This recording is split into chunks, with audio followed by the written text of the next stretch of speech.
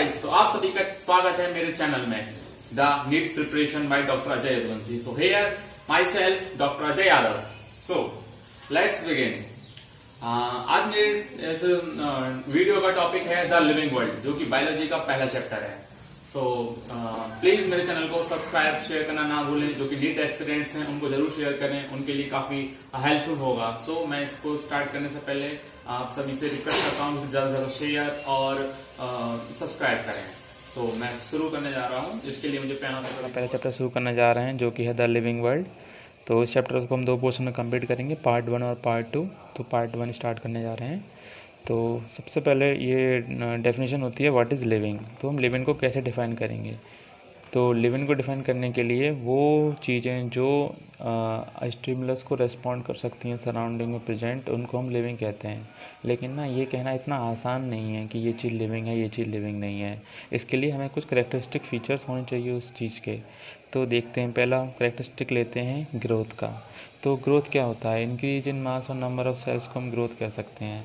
लेकिन ना ये भी एक करेक्टरिस्टिक फीचर्स नहीं है लिविंग होने का। जैसे कि मान लीजिए माउंटेन्स हैं, तो माउंटेन्स जो होती हैं वो ऐसे करके बढ़ती है, उनका साइज़ बढ़ता है। तो फिर वो भी ग्रोथ तो वो भी कर रही हैं, लेकिन वो लिविंग थोड़ी ना है। ठीक है, तो इसका मतलब ये हम नहीं कह सकते कि करेक्टरिस्टिक फीचर्स है ग्रोथ का। अब बात आती है रिप्रोडक्शन पे। अब रिप्रोडक्शन की बात आती है, तो रिप्रोडक्शन के लिए हम क्या कह सकते हैं क्या ये करेक्टरिस्टिक फीचर है? नहीं कह सकते। जैसे कि मान लीजिए, जैसे कि म्यूल होता है जो कि डोंकी से प्रोड्यूस होता है और वो रिप्रोड्यूस ही नहीं कर सकता, तो इसका मतलब ये नहीं है कि वो लिविंग नहीं है। तो और हाँ एक बात, यूनिसेलुलर ऑर्गेनिज्म में जो रिप्रोडक्शन होता है वो ग्रोथ के कपल्ड होता है। जैसे कि वो सिंगल सेल्ड तो होते हैं, मान ली रिप्रोड्यूस किया उन्होंने, रिप्रोड्यूस करने के बाद 1 से 2 हो गए वो, ठीक है। जब 1 से 2 हुए तो असल में वो ग्रोथ भी तो हुई उनकी। तो यूनिसेलुलर ऑर्गेनिज्म में रिप्रोडक्शन और ग्रोथ एक ही बात होती है, ठीक है। तो हम आते हैं अब आती है बात हमारी मेटाबॉलिज्म पे। क्या ये वो कैरेक्टरिस्टिक है जिससे हम ये प्रूव कर पाएँ कि हाँ ये ऑर्गेनिज्म लिविंग है या डेड है? ठीक है, देखते हैं। These are the chemical reactions occurring in our body. हाँ, मेटाबॉलिज्म होती हैं जितनी भी सारी केमिकल रिएक्शंस हमारी बॉडी में अकर होती हैं, उनको हम मेटाबॉलिज्म कहते हैं। और जो एक यहाँ पे एक बहुत इंपॉर्टेंट लाइन है जो नीट में जनरली पूछी जाती है। मेरे इस नोट में आपको सिर्फ इंपॉर्टेंट लाइंस मिलेंगी, आपको इन नोट्स की रीडिंग बार बार लगानी है, तभी आपको फ़ायदा होगा, वरना फ़ायदा नहीं कर पाएंगे आप। जैसे कि अभी इसमें ये वाली लाइन है ना, जो reaction occurring outside the body are not living reaction but are living reactions. आप इस बात को एनसीईआरटी में साफ साफ लिखा हुआ और ये सीधा स्टेटमेंट आता है, तो इसलिए मैंने ये लाइन यहाँ लिखी हुई है। मेरे नोट्स की हर एक लाइन का कुछ ना कुछ मीनिंग है, ठीक है। अब आते हैं, देखिए ये बहुत ही इंपॉर्टेंट पॉइंट है। It is the defining property of the living. Metabolism is the defining property of the living, ये इस डायरेक्ट स्टेटमेंट आता है। अब आते हैं बात कॉन्शियसनेस पे। अब most obvious and technically complicated feature of all living organism. आप सोच रहे होंगे इतनी एकदम से कठिन लाइन यहाँ क्यों लिखी हुई है, इजी वे में मैंने क्यों नहीं लिखा। इसलिए नहीं लिखा क्योंकि एग्जैक्ट हूबहू यही लाइन आती है नीट में। Most obvious and technically complicated features क्या होता है लिविंग का, तो उसका आंसर लिखना होता है हमें कॉन्शियसनेस, ठीक है। अब बात आती है व्हाट इज़ बायोडाइवर्सिटी। तो हमारे अर्थ पे जो कि डिफरेंट टाइप्स के ऑर्गेनिज्म रहते हैं, उन सबको हम बायोडाइवर्सिटी कहते हैं। इसमें एक बहुत ही स्पेसिफिक चीज़ें पूछ लेते हैं कभी कभी, जैसे कि स्पीसीज अराउंड 1.7 मिलियन और 17 लाख। एक्चुअली 1.7 मिलियन ही 17 लाख होते हैं। तो जो टोटल स्पीसीज़ हैं हमारी अर्थ पे वो 1.7 मिलियन हैं। ऑप्शन में कभी कभी 17 लाख भी रख देता है, तो आप ये ना सोचें कि गलत है वो, ठीक है। अब बात आती है बायनोमियल नोमेनक्लेचर पे।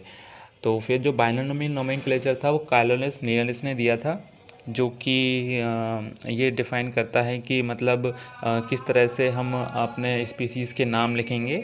तो वो मैं आपको ही बताने जा रहा हूँ। मैं उससे पहले कुछ फुल फॉर्म्स हैं जनरली नीट में पूछी जाती हैं, जैसे ICZN international code of zoological nomenclature, ICBN international code of botanical nomenclature, ICNB international code of nomenclature of bacteria, ICNCP international code of nomenclature of cultivated plants. तो guys मैं आपको binomial nomenclature के बारे में बताऊंगा। जो बाइनोमियल नोमेनक्लेचर होता है वो बायोलॉजिकल नेम्स जो होते हैं वो जनरली लैटिन में होते हैं, लेकिन हम उन्हें इटैलिक्स में लिखते हैं और वो लैटिनाइज्ड होते हैं, ठीक है, इटैलिक्स में लिखते हैं। और जो फर्स्ट वर्ड होता है बायोलॉजिकल नेम का वो जीनस होता है और सेकंड वर्ड होता है वो स्पेसिफिक एपिथेट होता है। और both the words in biological name when handwritten, जब हम हाथों से लिखते हैं तो उनको सेपरेटली अंडरलाइन करना पड़ता है। और जो जीनस का नाम होता है उसका पहला वर्ड लेटर हमें बड़े से लिखना होता है, कैपिटल लेटर, और स्पीसीज़ का पहला लेटर स्मॉल होता है। जैसे कि ये मैग्नीफेरा इंडिका, ये आम के लिए कहते हैं हम। तो मैग्नीफेरा हम देखिए आप, इसमें इटैलिक्स में लिखा हुआ है सबसे पहली बात, क्योंकि प्रिंटेड है, और अगर हम हाथ से लिखा होता तो अंडरलाइन होता सेपरेटली। तो मैग्नीफेरा ये जीनस है, जीनस में देखिए एम कैपिटल है, और ये स्पीसीज़ है, स्पीसीज़ में देखिए आई स्मॉल है। तो हम आते हैं टेक्सोनोमी पर। टेक्सोनोमी क्या होता है? Characterization, identification and nomenclature of organism को हम टेक्सोनोमी कहते हैं। करेक्टराइजेशन होता है किसी चीज़ का करेक्टर, मतलब फीचर्स को पता करना कि क्या क्या इसमें खासियत है। आइडेंटिफिकेशन उसको पहचानना, उसी को हम, और नोमेनक्लेचर उसको नाम करना, और इन तीनों को एक साथ अगर किया जाए किसी भी ऑर्गेनिज्म के साथ तो उसको हम टेक्सोनोमी कह देंगे। तो बात आती है सिस्टमेटिक्स। सिस्टमेटिक्स होती है जो टेक्सोनोमी हुई उसमें फाइलोजेनी और ऐड हो जाती है। फाइलोजेनी होती है जेनेटिक रिलेशनशिप, ठीक है, फाइलोजेनेटिक रिलेशनशिप होता है, ठीक है, वो आपको बाद में बताऊँ जब आपको जेनेटिक्स पढ़ाऊँगा।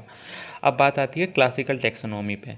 क्लासिकल टेक्सोनोमी में क्या होता है? मॉर्फोलॉजिकल कैरेक्टर्स देखे जाते थे, जैसे कि कौन लंबा है, कौन छोटा है, कौन मोटा है, इस टाइप से, है ना। अब बात आती है मॉडर्न टेक्सोनोमी। मॉडर्न टेक्सोनोमी में एक्सटर्नल स्ट्रक्चर और डेवलपिंग प्रोसेसेस भी देखी जाती हैं। इकोलॉजी इन्फ्लुएंस मतलब जेनेटिकली वो देखा जाता है, डेवलपमेंट, हेरिडिटरी, इसलिए सिर्फ एक्सटर्नल फीचर्स ही नहीं देखे जाते। जो टेक्सोनोमी कैटेगरी जो होती हैं उनमें arrangement of taxa in order of simultaneously 7 obligate categories are following. यहाँ ध्यान दीजिए 7 ऑब्लिगेट कैटेगरी, ये ऑब्लिगेट वर्ड बहुत ज़्यादा इंपॉर्टेंट है, इसलिए यहाँ लिखा हुआ है, समझ रहे हो। तो बात आती है कि वो 7 ऑब्लिगेट कैटेगरीज कौन कौन सी हैं, ठीक है।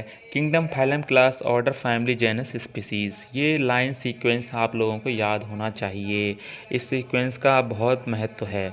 तो इसमें कुछ इंपॉर्टेंट पॉइंट्स हैं जो आपको कहीं नहीं लिखे होंगे, लेकिन यहाँ 3 पॉइंट्स हैं, उनको आप ध्यान दीजिए कि जो कॉमन करेक्टर होते हैं ना वो डिक्रीज़ होते हैं जब आप स्पीसीज़ से किंगडम की तरफ जाते हैं। जैसे कि मान लीजिए स्पीसीज़ है, ठीक है, स्पीसीज़ में आपके कॉमन करेक्टर्स ज़्यादा होंगे आपस में, लेकिन जैसे आप जीनस तक पहुँचेंगे ना तो कॉमन करेक्टर्स कम हो जाएंगे। जैसे कि हम लोग होमो सैपियंस हैं, तो सैपियंस स्पीसीज़ है, तो सैपियंस जितने भी हैं सारे एक जैसे हैं कि नहीं हैं। अब बात आती है जीनस पे, होमो जीनस हो गया। अगर आप होमो चेंज कर जाएंगे तो हम लोग मैमेलियंस में पहुंच जाएंगे, और मैमेलियंस में हम लोग बहुत अलग अलग हो जाएंगे। तो आप जैसे ऊपर बढ़ते जाएंगे जो कॉमननेस होगी ना, हम लोगों के बीच में कॉमनिटी होगी, वो कम होती जाएगी। जो किंगडम होता है ये बहुत ही इंपॉर्टेंट क्वेश्चन है, ये बात ध्यान रखना, लाइन टू लाइन क्वेश्चन आता है ये सिर्फ। In kingdom there is maximum difficulty in determining the relationship, बहुत ही ज़्यादा इंपॉर्टेंट लाइन है ये। जनरली इस चैप्टर से यही क्वेश्चन आता है कि सबसे ज़्यादा डिफिकल्टी कहाँ होती है डिटरमाइनिंग रिलेशनशिप में, तो उसका आंसर होता है किंगडम में, क्योंकि किंगडम टॉप मोस्ट है, सबसे ज़्यादा सब वेराइटी होंगी उल्टी सीधी। अब यहाँ जीनस में देखो बहुत कम, बहुत ज़्यादा कॉमननेस है, और यहाँ बहुत ज़्यादा डिफरेंस है कि क्या, पहले जीनस डिफरेंट हुआ, फैमिली डिफरेंस होगी, order difference, class difference, phylum difference, फिर किंगडम भी डिफरेंट है। तो सोचो कितना डिफरेंस होगा आपस में। अब हाँ, और देख लीजिए, ये तो चीज़ को देख के कह सकते हैं कि स्पीसीज़ जो होता है वो बेसिक और लोवेस्ट कैटेगरी है। देखो देखिए रहा है, स्पीसीज़ बेसिक और लोवेस्ट कैटेगरी है, ये हाईएस्ट है, ये लोवेस्ट है। अब जैसे कि कुछ यहाँ ट्रिक्स हैं जो कि आप याद करने में आपकी मदद करेंगी, कौन फैमिली है, कौन ऑर्डर है, कौन क्लास है। तो आप ये ध्यान रखिए, जो फैमिली होगा ना उसमें हमेशा ACAEE होगा, और जब फैमिली में रहेंगे तो आप AC तो आपको लगवानी पड़ेगी। तो देखो ACAEE, तो सोलन AC, पो AC, इस तरह से। अब बात आती है ऑर्डर की। ऑर्डर में आपको ओएल्स मिलेगा, ALES, तो जैसे पोएल्स होता है, स्पेंडेल्स होता है। क्लास में आपको फाइसी, ऑप्सिडा, AE, मतलब कुल मिला के AE जरूर मिलेगा, और ऑप्सिडा होगा तो देखिए आप क्लोरोफाइसी, मोनोकॉट, ठीक है, क्लोरोफाइसी। डिवीज़न में आपको फाइटा मिलेगा, जैसे ब्रायोफाइटा, इस टाइप से, ठीक है। अब आप एंजियोस्पर्म पर ध्यान ना दें, क्योंकि ये सिर्फ ट्रिक है, कहीं कहीं काम करेगी, आपकी हर जगह काम नहीं कर पाएगी। तो जो हमारी टेक्सोनोमिक कैटेगरीज़ हैं उनमें हम सबसे पहले स्पीसीज शुरू करते हैं। तो group of individual capable of interbreeding and producing fertile of spring. अब समझिए इस बात को। स्पीसीज़ की एक डेफिनेशन है जो कि बहुत ज़्यादा पूछी जाती है नीट में। ये वो ऑर्गेनिज्म हैं जो आपस में इंटरब्रीड कर सकते हैं और फर्टाइल ऑफस्प्रिंग को प्रोड्यूस कर सकते हैं। इसमें ये लाइन ध्यान दीजिए, फर्टाइल ऑफस्प्रिंग। फर्टाइल ऑफस्प्रिंग का मतलब है कि जब सेम स्पीसीज़ के होंगे तभी फर्टाइल ऑफस्प्रिंग होगी। अगर नहीं होंगे ना तो जैसे म्यूल होता है ना, म्यूल खच्चर, वैसा पैदा हो जाएगा जिसका कि को फर्टाइल नहीं होगा। तो इसलिए ये लाइन लिखी गई है, प्रोड्यूसिंग फर्टाइल ऑफस्प्रिंग। अब देखिए ये बहुत ज़्यादा इम्पोर्टेंट हैं, 3 ये जनरली पूछे जाते हैं, सोलेनम स्पीसीज़, कैनिस और पैंथेरा। सही है। सोलेनम जो होता है ना, solanum solanum tuberosum, solanum nigrum, solanum मेनेंजियोरा, असल में सोलेनम जो है वो जीनस है। Canis familiaris, canis lupus, canis aureus, panthera leo, panthera tigris, panthera pardus. देखिए जीनस एक ही है लेकिन इनकी स्पीसीज़ अलग अलग हैं। सोलेनम ट्यूबरसोरम पोटैटो होता है, नाइग्रम मकोई होता है, और फैमिलियरिस कुत्ते को कहते हैं, और ल्यूपिस बॉल्फो कहते हैं, ओरेनस जैकाल होता है, और लियो लायन होता है, टिग्रिस टाइगर होता है, और पार्डस लियोपार्ड होता है। तो इसलिए देखिए ये हो गए हम लोग के, मतलब देखिए यहाँ पे जीनस एक है लेकिन स्पीसीज़ डिफरेंट हैं। Biological concept of species was given by Ernest Mayr and concept was reproductive isolation. ये बहुत ही ज़्यादा इंपॉर्टेंट लाइन है, ये वाला वर्ड रिप्रोडक्टिव आइसोलेशन के कॉन्सेप्ट पे बायोलॉजिकल क्लास कॉन्सेप्ट दिया गया था अर्नेस्ट मेयर ने। सीधा सीधा क्वेश्चन आता है नीट में।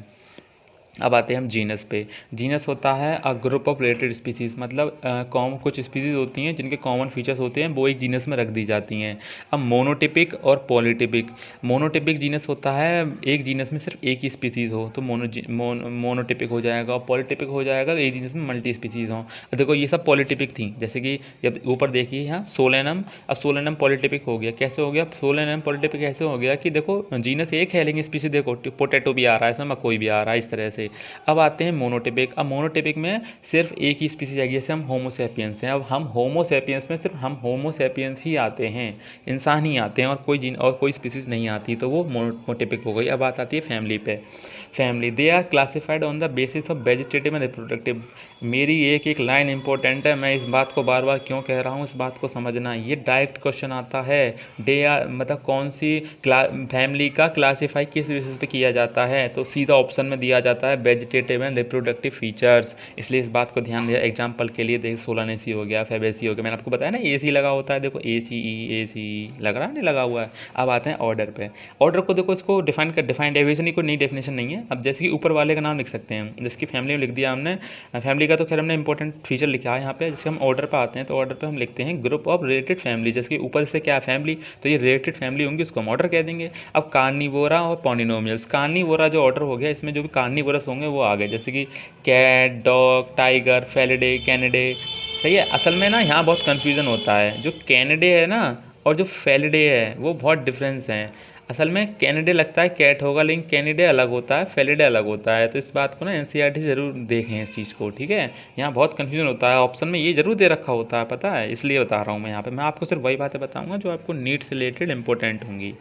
अब पॉलिनोमियल्स में जो होता है वो सोलानेसी और कन्वनबुलेसी आता है। इसको आप अगले चैप्टर में पढ़ेंगे तो आपको समझ में आ जाएगा। ये आप नए नए नाम लग रहे होंगे आपको, लेकिन चिंता मत करिए, ये आप सब एकदम फैमिलियर हो जाते हैं और समझ में आने लगेंगे।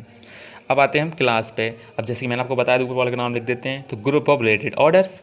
जब क्लास की बात करें तो ग्रुप ऑफ रिलेटेड ऑर्डर्स। अब ऑर्डर्स में मैमेलिया आ गया, मोनोकोट आ गया, डाइकोट आ गया। अब मैमेलिया ऑर्डर में ये देखिए प्राइमेट और कार्निवोरा होते हैं, और डाइकोट में व्हीट राइस होते हैं, जिसमें पोइल्स में आते हैं ये लोग, ठीक है। पोइल्स क्या है, ऑर्डर है, ठीक है। डाइकोट मैग्नीफेरा मैंगो, सेपेंडेस ऑर्डर है, ये ध्यान रखना। अब क्लास में क्या आएगा, ऑर्डर ही तो आएगा, ठीक है।